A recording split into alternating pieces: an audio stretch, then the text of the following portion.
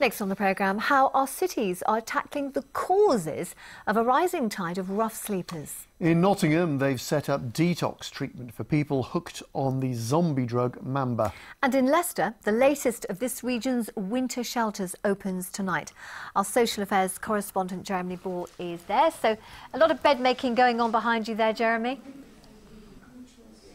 There is, and volunteers here at the Holy Trinity Church are sorting out 10 camp beds here. In the next room, they're cooking pizzas, they're making salads, and these are the last of around 70 winter beds which have opened right across the East Midlands. Most of the others are at churches in Derby and Nottingham. But of course, it's not just about giving people somewhere to sleep for the night. This is also about permanent solutions.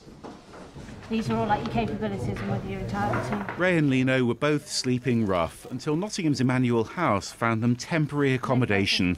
Lino used to run his own business, Mexican restaurants in Nottingham, but he ended up surviving on food handouts from this charity after hitting rock bottom. I had 2 restaurants, I had a house in Stapleford, I had a good job, a good car. It was a big shock.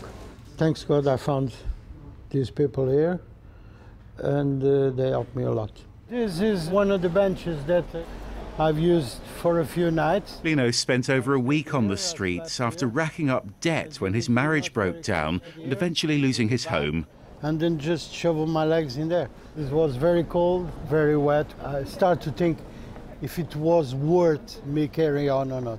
You see the friends from before, they pass by you, they turn their back, they say, oh, I'm sorry, I'm very busy, I gotta go, I'll call you after. And they never do. Not gone very well at all, so what's happened to your face? For other rough sleepers, it's a way of life. The street outreach team's making sure they're safe and finding them somewhere to stay.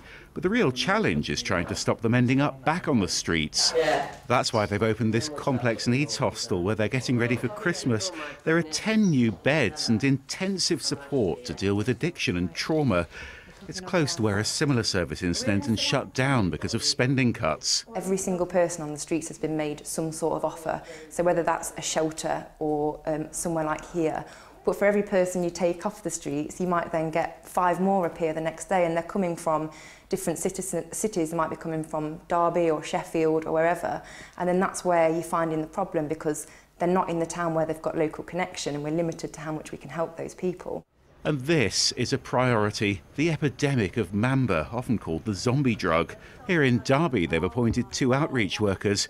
And back in Nottingham, homeless Mamba users are now being offered detox treatment. The problem that we've got with Mamba is it's really, really cheap, and it's something that will block out that trauma that rough sleepers may have been through, blocks it out for hours on end. So that's kind of why it's become so popular, I think.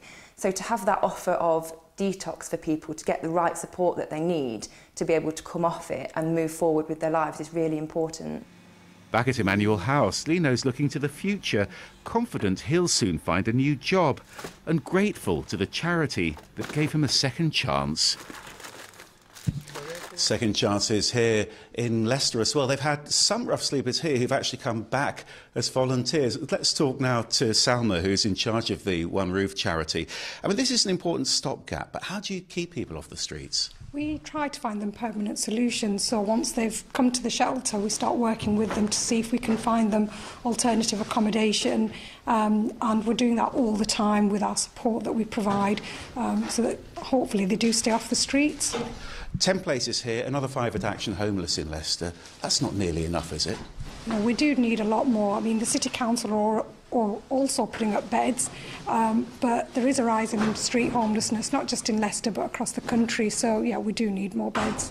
You're rotating around other churches in Leicester, around a synagogue, a Hindu temple as well. Why is that so important? I think it just reflects the city that we live in. We've got such a diverse community, people of so many different faiths, and it's really nice to involve them all and get them all sort of helping people who are homeless, and really appreciating that actually this is something that we all need to work together at, so that we can actually find solutions for the people who are living on the streets. Salma, thanks very much. And this could actually be helping to save lives as well. In Nottinghamshire, they've actually found 5 people dead on the streets this year. And in fact, next week we're expecting some national figures on the deaths of rough sleepers and homeless people. OK, Jeremy, thank you very much indeed.